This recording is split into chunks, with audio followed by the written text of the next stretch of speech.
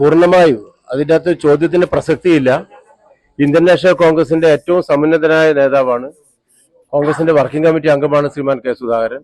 നമുക്കൊക്കെ തന്നെ എല്ലാ മാർഗനിർദ്ദേശങ്ങളും എല്ലാ കാലത്തും തന്നുകൊണ്ട് ഇന്ത്യൻ നാഷണൽ കോൺഗ്രസിനെ ജില്ലയിൽ മാത്രമല്ല സംസ്ഥാനത്ത് ഏറ്റവും ഉജ്ജ്വലമായി നയിച്ച ഒരു നേതാവാണ് അദ്ദേഹം. കണ്ണൂർ അസംബ്ലി നിയോജക മണ്ഡലത്തിൽ തന്നെയാണ് അദ്ദേഹത്തിന്റെ വീട്.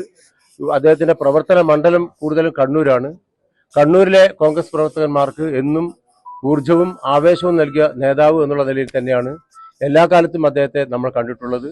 ഈ സമയത്ത് ഒരു ഒരു അസംബ്ലി തെരഞ്ഞെടുപ്പ്, നിർണായകമായ തെരഞ്ഞെടുപ്പ്, ആ തെരഞ്ഞെടുപ്പിൽ ഐക്യജനാധിപത്യ മുന്നണി അധികാരത്തിൽ തിരിച്ചു വരേണ്ടതിന്റെ പ്രാധാന്യത്തെക്കുറിച്ച് അദ്ദേഹം ഇന്നലെ വരെ സംസാരിച്ചു. എല്ലാവരുടെയും ആഗ്രഹം അതാണ്. പ്രത്യേകിച്ച് കേരളത്തിലെ ജനങ്ങൾ അവരനുഭവിക്കുന്ന ബുദ്ധിമുട്ടുകളെ കുറിച്ച് എല്ലാവർക്കും അറിയാം. അവയ്ക്കൊരു പരിഹാരം എല്ലാ തരത്തിലും പരാജയപ്പെട്ട ഒരു ഭരണകൂടം 10 വർഷമായിട്ട് നമ്മുടെ മുമ്പിൽ നിൽക്കുന്നു. പലരും പറഞ്ഞതുപോലെ ബംഗാളിലെ ഗവൺമെന്റ് 33 വർഷക്കാലം ഭരിച്ചതിന് ശേഷമാണ് ജനങ്ങളിൽ നിന്നും ഒറ്റപ്പെട്ടു പോയതെങ്കിൽ ഇവിടെ 10 വർഷം കൊണ്ട് തന്നെ അതിനേക്കാൾ വലിയ മോശം അവസ്ഥയിലേക്ക് എത്തിയിട്ടുണ്ട്. ഏതായാലും അത് മാറ്റിയെടുക്കുക. കണ്ണൂർ അസംബ്ലി മണ്ഡലത്തിൽ 2 തവണയായി UDF പരാജയപ്പെടുന്നു. ആ UDFനെ തിരിച്ചു കൊണ്ടുവരിക ആ ഒരു വലിയ ദൗത്യമാണ്. ആ ദൗത്യം എല്ലാവരും കൂട്ടായി ഏറ്റെടുക്കാൻ വേണ്ടിയിട്ടുള്ള പ്രയത്നത്തിലാണ്. അദ്ദേഹത്തിന്റെ സ്നേഹപൂർണമായ ആശ്ലേഷവും അതുപോലെ തന്നെ അനുഗ്രഹവും ഒക്കെ ഈ സമയത്ത് ലഭിച്ചിട്ടുണ്ട്.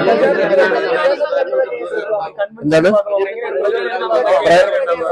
പ്രചരണം ആരംഭിച്ചു. നമ്മളിപ്പോ ഇന്ന് അദ്ദേഹവുമായി സംസാരിച്ച് അദ്ദേഹത്തിന്റെ ഒരു കൺവീനിയന്റ് ഡേറ്റിൽ തെരഞ്ഞെടുപ്പ് കൺവെൻഷൻ വിളിച്ചു ചേർക്കാൻ വേണ്ടി തീരുമാനിച്ചിട്ടുണ്ട്. അത് ഇന്ന് വൈകുന്നേരം കൊണ്ട് അതിന്റെ പ്ലാനിംഗ് ഉണ്ടാകും. UDFന്റെ ഉന്നത നേതൃത്വം, അതായത് കണ്ണൂർ അസംബ്ലി നിയോജക മണ്ഡലത്തിനകത്തുള്ള പ്രധാനപ്പെട്ട നേതാക്കന്മാർ ഇന്ന് വൈകുന്നേരം കൂടിയാലോചിക്കുന്നുണ്ട്. അപ്പൊ അതിനനുസരിച്ച് തെരഞ്ഞെടുപ്പ് പ്രവർത്തനം നമുക്കറിയാം. ഇതുവരെ ഉള്ളതിൽ വെച്ച് ഏറ്റവും ഷോർട്ടസ്റ്റ് പീരീഡാണ് ഇതിലുള്ളത്. യോഗത്തിന്റെ തീരുമാനം അനുസരിച്ച് നിശ്ചയിക്കുന്ന സമയത്ത് കൺവെൻഷൻ വിളിച്ചു ചേർക്കാൻ അദ്ദേഹം അനുവാദം തന്നിട്ടുണ്ട്. ആ കൺവെൻഷൻ അദ്ദേഹം പങ്കെടുക്കുക, അദ്ദേഹത്തിന്റെ സാന്നിധ്യത്തിലാണ് കൺവെൻഷൻ ചേരുക. വളരെ നന്നായി ചിട്ടയോടെ, നമ്മൾ കുറച്ച് വൈകിട്ടുണ്ട്, പക്ഷേ അത്രയും വേഗത്തിൽ എല്ലാറ്റിനെയും മറികടന്നുകൊണ്ട് മുന്നിലെത്താനുള്ള പ്രവർത്തനം ഞങ്ങൾ നടത്തും.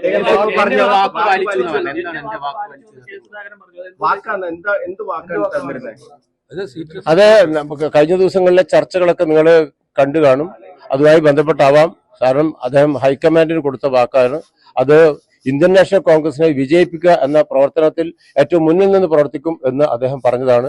ആ നിലയിലുള്ള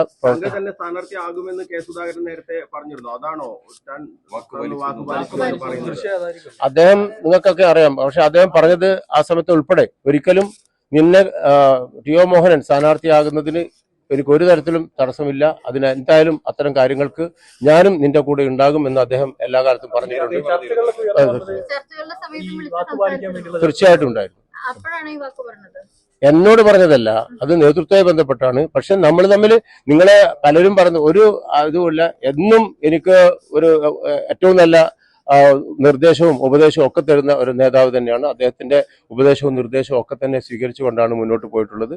അത് ഇനിയും തുടരും.